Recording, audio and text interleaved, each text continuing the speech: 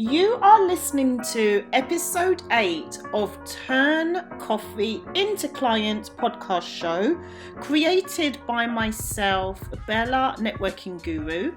I'm a networking expert and a networking speaker.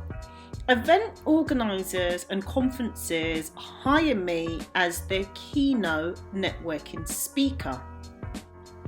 In this episode 8, we are in post-Brexit. There's nothing we can do about Brexit, but what we can start doing from this moment on is improving our networking and improving our networking skills.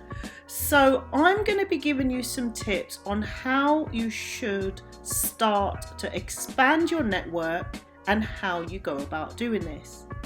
So guys, if you want more information about my podcast show, please visit turncoffeeintoclients.com and there will be details of an upcoming seminar on networking that I'll be delivering with an upcoming date.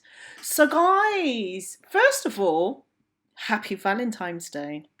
I'm uploading this brand new episode on Valentine's Day, which means we are 14 days post-Brexit.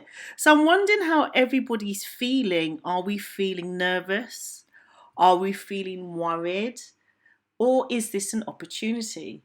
So for my outside UK audience, Brexit has been an economic change delivered in the UK. So I highly recommend you Google if you have not heard of what Brexit is. So I just wanted to reiterate something, guys. I am not going to be talking about the threats and the stress of Brexit. That's definitely not what my show's about. But what I am going to talk about is the opportunities in networking and what you can do from this moment forward to expand your networking at a higher quality and who you need to have in your network moving forward. The podcast show is called Turn Coffee into Clients with a coffee theme. So throughout the tips I give you in this episode, I strongly recommend you think about who within these categories of connections do you need to book a coffee with and have that follow-up conversation, build those new relationships, expand those new relationships. And I always like to reiterate on my show, yes, there is a marketing theme about coffee, but I'm definitely not promoting you have to drink endless cups of coffee. I am promoting you do need to book a coffee meeting and you do need to follow up. Networking success is on the basis of following up. So guys, what I'd like to share with you, and I talk about this a lot when I deliver keynote presentations for conferences and exhibitions, how important it is to have a mix of connections in your network. And I tend to stick to 5 key categories. So as a networking guru, I want to share my 5 categories with you. And when you're networking at an upcoming networking event or seminar, think about, do I need to build up my quantity of these particular connections? And as I talk about the 5 key connections I have in my network, I'm going to highlight which you should have the more or the least, because some of the connections you don't actually need that many, because it is the choice of quality over quantity. So the first category I'd like to talk to you about who I have in my network are gatekeepers. These are number 1 on the food chain, guys. You have got to have gatekeepers in your network. And I would definitely say this is one of the many type of connections you need in your network, especially especially with Brexit upon us. Gatekeepers are those contacts who are going to open the doors. So you need to rub shoulders with these type of contacts when you're in a networking event. These gatekeepers, as they're defined, will also allow you to get connected to somebody else or another high quality value networker or connection or professional. They'll open that door for you. So they do act as a referral connection, but much, much stronger. The second type of category I have is what is called industry experts. Now, guys, I love my entrepreneur role as a networking keynote speaker, and I am presented to speak at different industry sectors.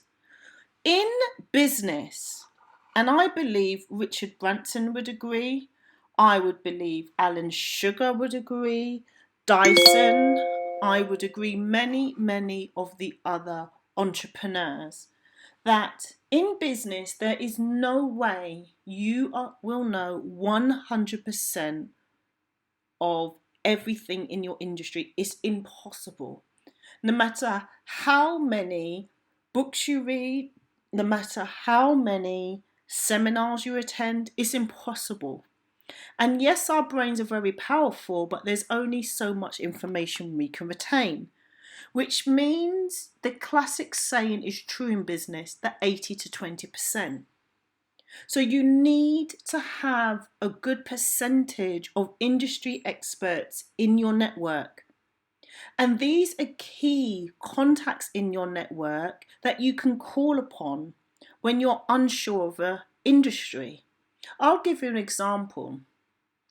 I remember a few years ago at a networking event that had a speaker.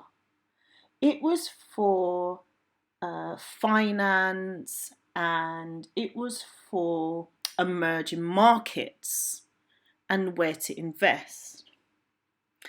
And this lovely gentleman came over and said, "Oh, you Bella, the networking guru?" I said, "Yes, lovely to meet you."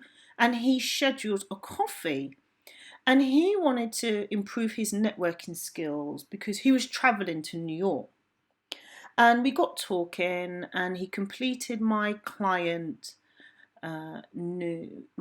form, and we talked about his industry, and he was in the industry of investing in energy. And I'll be honest with you, I was not familiar with this industry at all. I actually didn't know you could invest in energy. I know you can invest in anything these days, but energy would have been the last thing on my mind. So I reached in my network, in my finance network, property network, investing network, to find out if anybody was familiar with this niche sector. And it was a great help because I discovered, especially through LinkedIn, those that actually works in this very niche industry, investing in energy. And they were a great support for me to create a networking strategy for this client, and it was a successful client consultancy. So it's so important to know who else has specialist skills in other industries. The other category that sits in the middle is inspiring contacts. Guys, I cannot tell you how imperative it is to have this mix of connections in your network. Especially as Brexit is upon us, we are going to experience almost a hurricane of business stress. It's on its way. And we need to have contacts in our network that are aware of not only our sales goal, but our business goals and business dreams. And inspiring contacts in your network do not have to be a high quantity. The reason is you really might find yourself in a sticky situation where you need to reach out to some of your inspiring contacts, and they also need to be reliable. So it's important to have a few that are high quality. that you know they're going to get back to you. And not only high quality, but they're honest. They will really tell you directly an opinion or a feedback, and it's going to be a really powerful inspiration, being an inspiring contact. The other category, and we're coming to the close shortly, is 999 contacts. Or for my American network, this is known as 911 contacts. Now, this is self-explanatory. You just never know it in business when something may go wrong. It could be your IT, laptop, iPhone, iPad equipment could shut down. It could be anything. You could have had a business break-in. You could have had your computer system hacked. Now, I know I'm referring to IT, but anything in business that is deemed as an emergency. Or it could be serving a new client and you're short of particular resources.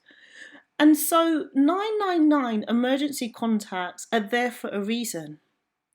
And they are, again, as we are approaching the ending of the list, they are the fewer in your list. Now, with 999 contacts, the beauty of 999 contacts are these contacts are reliable. I have a few 999 contacts in my network, and it's so funny because accidentally on the way to the tube or the way to the subway, I'll reach for my phone in my bag to check my messages when I'm going to a meeting, and I might accidentally call one of my 999 contacts and guarantee I'll come out of the meeting and they'll call me back. Oh, Bella, is everything okay? Not only will they call me back, they'll give me a time frame. Oh, Bella, I saw your missed call.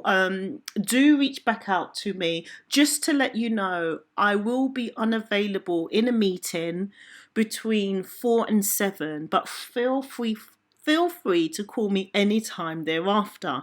So 999 emergency contacts are essential. The other type of connection you need, and this is the last category, number 5, are referral partners. Guys, in business, whether we like it or not, cash flow is king. We need sales, we need customers, we need clients to survive in our business. And using the 80 to 20% rule, our efforts in marketing or sales may not always convert to a new client.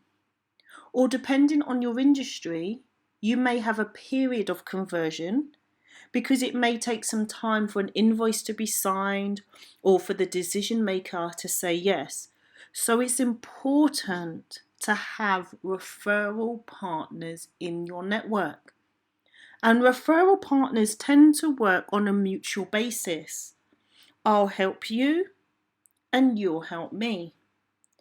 The other amazing factor about referral partners are your referral partner would know your business just as well as you know their business, each other's business. Why? Because you're both invested in each other. You both want the best for each other. You both want to reach your sales target, so you help each other. So referral partners are an amazing category of connections that you need in your network. So guys, when you are networking, you need to think about, who do I need in my network? More importantly, who do I need to schedule a coffee with? We are gonna have a wave of busyness with Brexit because it's going to pull us in different directions.